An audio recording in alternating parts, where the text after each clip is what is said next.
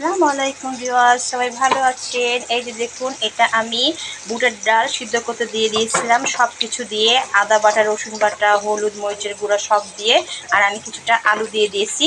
দিয়ে এটা হয়ে গেছে, নামিয়ে নিয়েছি। দিয়ে আলুগুলো ম্যাশ করে নিব। আর এই যেখানে আমি পেঁয়াজ ভাজতে দিয়েছি আর দারচিনি দিয়ে, সব মশলা তো আমি বুটের ভিতরে দিয়ে দিয়েছি। এখানে আমি 1 চামচ চিনি দিয়ে দিব। দিয়ে পেঁয়াজগুলো ভালো করে ভেজে তারপরে বুটগুলো ফেলে দিয়ে দেবো, বুটের ডালগুলো। এই যে আলুগুলো আমার ভর্তা করা হয়ে গেল। আর এখানে আমি কিছুটা মাংস দিয়েছি আর চর্বি দিয়েছি, বুটের ডাল খেতে ভালো লাগে এমন করে। এই যে আমার পেঁয়াজটা ভাজা হয়ে আসছে। যারা যারা আমার পেজটাকে এখনও ফলো করেনি, ঝটপট ফলো করে দেবেন, লাইক শেয়ার কমেন্ট করতে ভুলবেন না। এটা আমার পেঁয়াজটা ভাজা হয়ে গেলে আমি ডালগুলো দিয়ে এটা রান্না করে নিব। এই যে আমার বুটের ডাল হয়ে গেছে, দেখুন সুন্দর ঘন হয়ে গেছে। এখন কড়াইয়ে রাখবো, কারণ খাওয়ার সময় আবার গরম করতে হবে, নাহলে জমে যাবে। সবাই ভালো থাকবে, আল্লাহ হাফেজ।